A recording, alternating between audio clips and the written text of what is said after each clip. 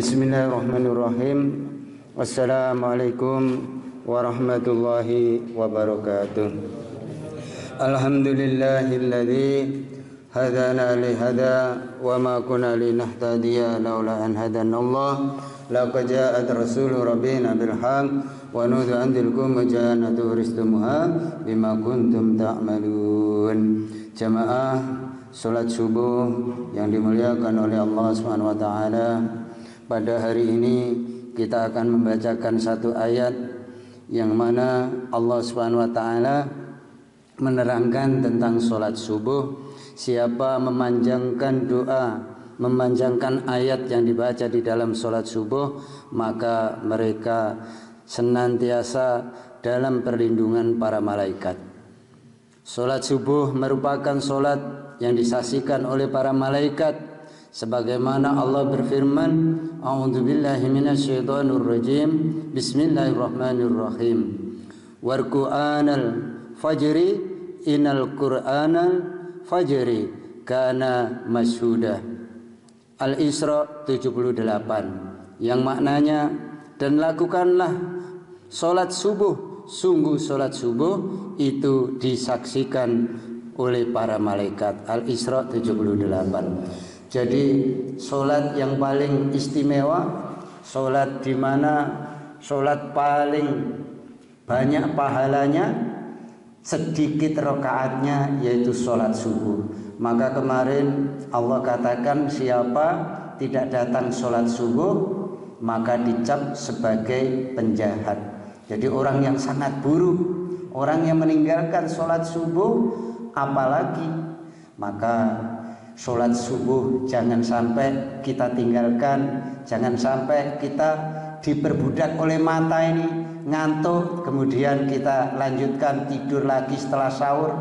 Inilah puasanya orang yang bocor, yang seperti disampaikan, orang mengisi air terus menerus tapi yang diisi itu bocor, maka tidak terisi. Bagaimana kita amal terus menerus kelihatannya beramal, tetapi amalnya terus hilang.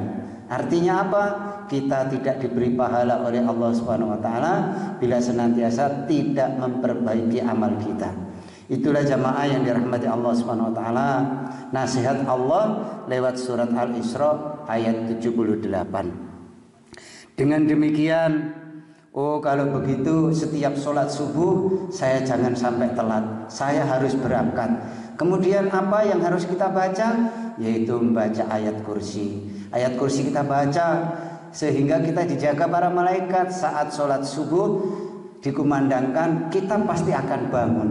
Ya Allah, saya tidur ini mudahkan untuk sholat subuh. Itu senantiasa kita ucapkan sebelum tidur, sehingga tetangga kita mendapat barokahnya kalau sebelum tidur membaca ayatul kursi. Itulah yang senantiasa dilakukan oleh baginda Nabi Muhammad SAW. Sekecil ini kalau kita tidak lakukan, maka kita tidak akan bisa meningkat di dalam melakukan amalan-amalan yang Allah perintahkan lewat nabinya. Jamaah yang dirahmati Allah Subhanahu wa taala, lantaran berapa keutamaan sholat subuh, beliau Nabi Muhammad SAW menganjurkan untuk memanjangkan bacaan sholatnya. Jadi sholat yang disukai Allah adalah sholat yang panjang-panjang bacaannya. Kadang-kadang kita ini dibacakan 5 atau 10 ayat saja merasa sudah panjang. Padahal Nabi kalau sholat itu 3 juz 1 rakaat, 6 juz 1 kali salam, sehingga para sahabat tidak kuat mengikutinya. Seperti yang kita ceritakan kemarin, sahabat Ali ingin menjadi makmumnya, ternyata juga tidak mampu. Maka kita kalau ada orang yang membacakan ayat Al-Quran panjang-panjang, maka di dalam hati kita itu membayangkan seperti kita mendapatkan dunia dan isinya, mendapatkan uang yang bertumpuk-tumpuk, sehingga kita semangat untuk mendengarkan ayat-ayat Al-Quran yang dibaca di dalam sholat. Maka para ulama kita kalau bulan Ramadan dalam 3 malam khatam Quran, panjangnya berapa sholatnya itu. Maka kalau kita ini hanya setengah juz nggak nyampe, kok nggak mampu, berarti kita ini imannya belum meningkat. Kalau orang itu imannya tidak meningkat di bulan Ramadan adalah orang yang rugi. Tetapi kalau orang itu makin hari makin tua, makin bertambah umurnya, makin baik amalnya, itulah orang yang beruntung. Dan ini harus kita ingatkan senantiasa di dalam diri kita masing-masing, hadirin, agar kita ini menjadi orang-orang yang dapat ridhonya Allah Subhanahu wa taala. Semoga termasuk kita. Allahumma amin. Jamaah yang dirahmati Allah Subhanahu wa taala, bahwasana Nabi Muhammad SAW bisa membaca ayat dalam sholat subuh dengan surat Qaf wal Qur'anil Majid, yaitu surat Qaf, hadis Muslim. Jadi itulah yang dibaca Nabi, minimal 100 sampai 200 ayat, itu paling pendek dalam sholatnya Nabi. Maka di dalam sholatnya Nabi itu setiap sholat malam di bulan Ramadan sampai menjelang subuh, begitu panjang bacaannya Rasulullah. Kalau kita meniru Nabi tidak akan mampu. Maka Nabi selalu katakan para jamaah, tidak banyaknya jumlah sholat yang dihitung Allah, tetapi banyaknya berdiri, lamanya berdiri kamu di hadapan Allah, itulah sholat yang terbaik. Jadi kadang-kadang kita terpaku dengan jumlah. Nabi tidak mengatakan jumlahnya, tapi banyaknya kamu sujud, banyaknya lamanya kamu berdiri di hadapan Allah, itulah sholat yang terbaik. Maka hadirin, dengan penjelasan ayat Allah dan hadis Nabi ini kita bisa merenung. Kita di dunia ini loh nggak pernah capek untuk mencari harta dunia. Semua itu hanya kita gunakan singkat 60 sampai 70 tahun. Rumah yang kita bangun, kita tinggalkan. Semua yang kita cari dunia ini tidak manfaat, menambah beban hisab di akhirat. Tetapi kalau kita memperbanyak amalan agama, maka kita akan menjadi orang-orang yang sukses, orang-orang yang beruntung dunia dan akhirat. Jamaah yang dirahmati Allah Subhanahu wa taala, Rasulullah SAW membaca dalam salat subuh antara 60 hingga 100 ayat, hadis riwayat Bukhari. Jadi itu yang dilaksanakan oleh baginda Nabi Muhammad SAW. Kalau salat subuh itu yang dibaca 60 sampai 100 ayat, itu yang paling pendek kalau beliau itu mengimami. Tetapi kalau dia sendiri, sholatnya adalah minimal paling pendek itu 2 juz. Itulah yang dibaca oleh baginda Nabi. Jadi ini cerita harus kita sampaikan, ilmu yang dilakukan oleh Nabi ini harus kita sampaikan. Perkara kita tidak mampu untuk melakukannya, yang penting di dalam hati ada niat untuk senang senantiasa berlama-lama di hadapan Allah membaca Al-Quran. Mudah-mudahan kita ini dikuatkan, bisa istiqomah untuk senantiasa menjalankan agama yang diperintahkan oleh Allah, yang dicontohkan baginda Nabi dengan mudah dan ringan, sehingga kita menjadi orang-orang mulia di sisi Allah Subhanahu wa taala. Allahumma amin. Jamaah yang dirahmati Allah Subhanahu wa taala, Rasulullah SAW senantiasa mengimami kami, kata para sahabat.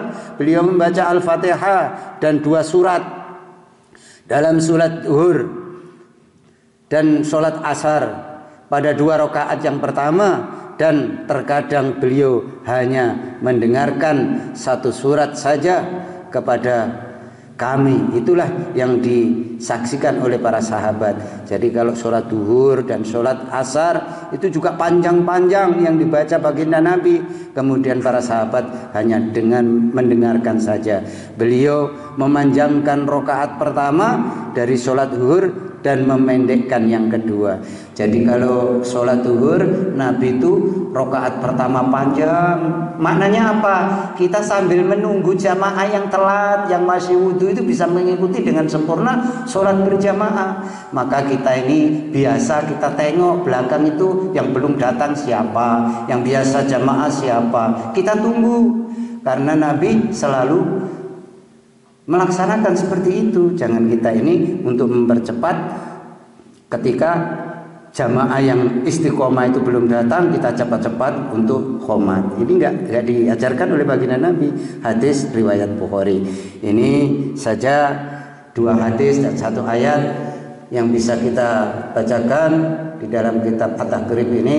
Mudah-mudahan Allah Subhanahu wa taala senantiasa membimbing kita, menolong kita untuk senantiasa bisa mengamalkan agama dengan sebaik-baiknya, menggunakan umur dengan sebaik-baiknya, menggunakan harta dengan sebaik-baiknya, menggunakan sehat dengan sebaik-baiknya untuk kepentingan akhirat kita. Allahumma amin. Itulah orang iman, itulah orang yang sayang kepada dirinya, menggunakan umurnya, sehatnya untuk senantiasa istiqomah di dalam menjalankan agamanya Allah, melaksanakan perintah Allah, yaitu terutama sholat 5 waktu senantiasa berjamaah. Kalau tidak bisa senantiasa berjamaah 5 waktu dalam satu hari, minimal maghrib dan isya kita istiqomahkan, terutama sholat subuh. Terutama sholat subuh yang pahalanya sangat banyak ini yang dikatakan oleh Allah dan Rasulnya, maka kita istiqomahkan betul-betul. Karena iman itu bisa lurus, iman itu dikatakan baik bila kita ini menjaga sholat subuh berjamaah. Itulah pesan baginda Nabi, itulah yang diajarkan Rasulullah. Orang yang terbaik imannya adalah menjaga istiqomah sholat subuh. Mudah-mudahan kita dimudahkan sampai akhir hayat kita bisa menjaga sholat subuh berjamaah. Allahumma amin. Mari kita tutup dengan doa kafaraah majelis. Subhanaka Allahumma wa bihamdika asyhadu an la ilaha illa anta astaghfiruka wa atubu ilaik. Wassalamualaikum warahmatullahi wabarakatuh. Allahumma shalli ala Muhammad ya Rabbi shalli alaihi wasallim.